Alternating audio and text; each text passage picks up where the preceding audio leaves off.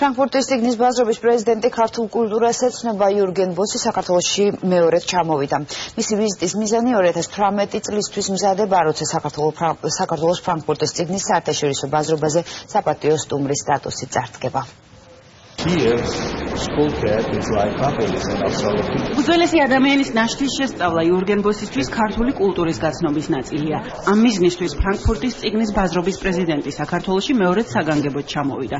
მას აინტერესებს ყველაფერი ქვეყანაზე, რომელიც 2018 წელს ფრანკფურტის წიგნის ფესტივალის საპატიო სტუმარი იქნება.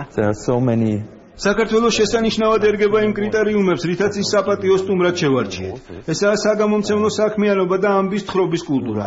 ასევე ეკონომიკა და ამას აქვს პოლიტიკური ასპექტიც. აქ ძალიან ბევრი ქალი ავტორია, რომლებიც ყველა ასპექტზე წერენ. ეს შეიძლება ზღაპარსაც გავდეს, მაგრამ არის ძალიან პრაგმატული ნაწერები, რომლებიც საქართველოში ცხოვრებას ასახავს.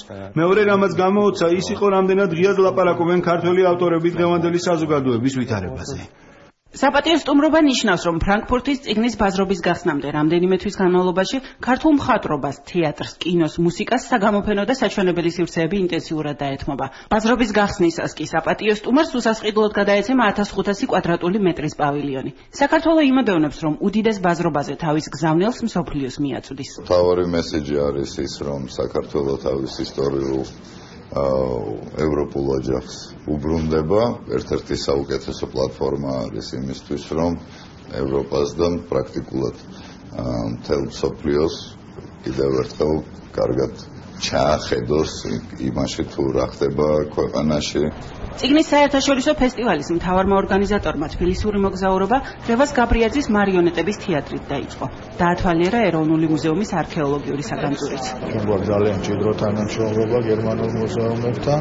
შევეცდებით, რომ იმ დროისთვის მოვამზადოთ ახალი გამოფენები, რომელიც გააცნობს მსოფლიოს თუ რა მაღალი კულტურაა საქართველოს. მთავარ გამოწვევებზე, თარგმანების მნიშვნელობასა და თანამედროვე ქართული მწერლობის პერსპექტივებზე ესაუბრა გამომცემლებს. მთავარი მომენტი არის ის, რომ ჩვენ ქართველი გამომცემლები აი ამ შესაძლებლობიდან გამომდინარე შევეცდებით და შევძლებთ გავაუმჯობესოთ ზოგადად წიგნის ინდუსტრია საქართველოში, წიგნის საგამომცემლო საქმე, რომ რაც შეიძლება მეტი მკითხველი გაჩნდეს ქვეყანაში.